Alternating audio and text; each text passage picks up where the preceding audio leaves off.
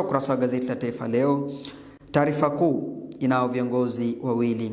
Kiongozi wa kwanza ni katibu mkuu wa ODM Edwin Sifuna, ambaye pia vilevile ni seneta wa kaunti ya Nairobi. Kiongozi mwingine ni nani? Kiongozi mwingine ni anajiita Gen Z, anajulikana kama kinara wa ODM kwa sasa, Oburu Oginga. Pia vilevile yuko pale katika ukurasa wa mbele wa gazeti la Taifa Leo. Anasemaje mwandishi? Mwandishi anasema kuwa Oburu amesaliti Raila, Sifuna asema.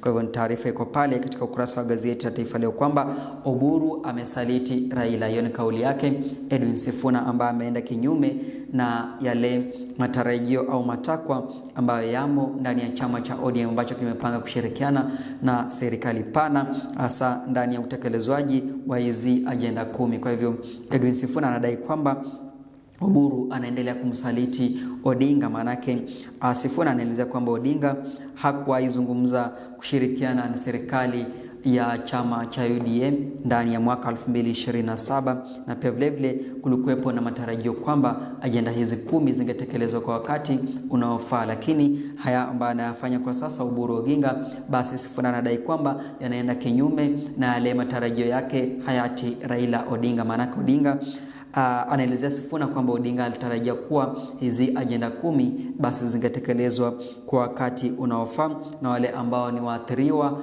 wa maandamano wakaweze kupata fidia yao kwa wakati, lakini kufikia sasa bado fidia yao haijapatikana, ambapo Rais William Ruto aliweza kuelezea kuwa kufikia Julai mwaka 2026 basi waathiriwa hao watakuwa wamepata fidia yao ya maandamano. Kwa hivyo taarifa zipo ukurasa wa gazeti la Taifa Leo, hasa ukurasa wa pili kuhusiana na kauli hii ya Oburu amesaliti Raila. Ni kauli kutoka kwake Edwin Sifuna, ambaye ni katibu mkuu wa chama cha ODM. Taarifa nyingine mtazamaji, nguvu za magavana kuajiri kupunguzwa.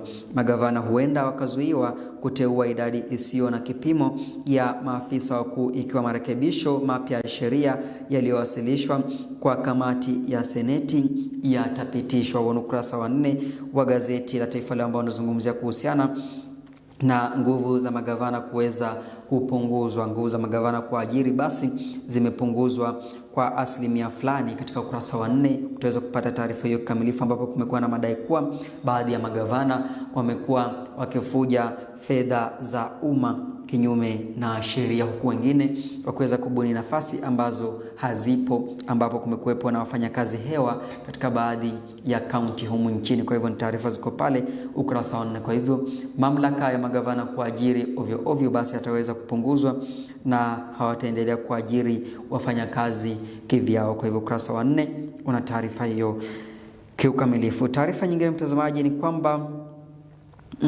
IEBC yahitaji shilingi milioni 59 kujaza kiti cha Ng'eno. Uchaguzi mdogo wa eneo bunge la Emuru Dikir utagharimu walipa ushuru takribani shilingi milioni 59 kulingana na IEBC. Ukurasa wa pili wa gazeti la Taifa Leo kwamba sasa IEBC inataka shilingi milioni 59 ili kufanikisha uchaguzi mdogo wa kumteua mbunge wa Emuru Dikir baada ya kifo chake huyo ambaye ni Ng'eno aliaga dunia kufuatia mkasa wa ajali ya ndege. Kwa hivyo mwandishi anasema kwamba sasa IEBC inataka ipewe shilingi milioni 59 ili kufanikisha uchaguzi huo. Kwa hivyo ni taarifa ambazo ziko pale na ambazo zimeweza kuibua maswali mengi zaidi miongoni mwa Wakenya kwamba je, uchaguzi huo mdogo una kipi hasa ambacho kinagharimu zaidi ya shilingi milioni 50 ili kufanikisha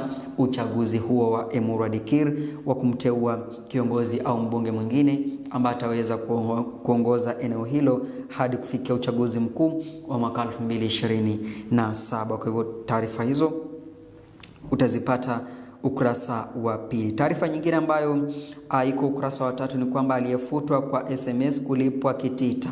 Koti amrisha kampuni imlipe mfanyakazi wao wa zamani shilingi 800,000 kwa kumfuta kupitia SMS. Kwa hivyo taarifa zipo ukurasa wa 3 kwamba kuna jamaa mmoja au mfanyakazi mmoja ambaye aliweza kuishtaki kampuni kwa kuweza kumfuta kazi au kumpiga kalamu kupitia ujumbe wa SMS. Kwa hivyo aliweza kuishtaki kampuni hiyo, na hivyo ataweza kupata fidia au dhamana fidia ya shilingi 800,000. Kwa hivyo taarifa zipo ukurasa wa 3 wa gazeti la Taifa Leo.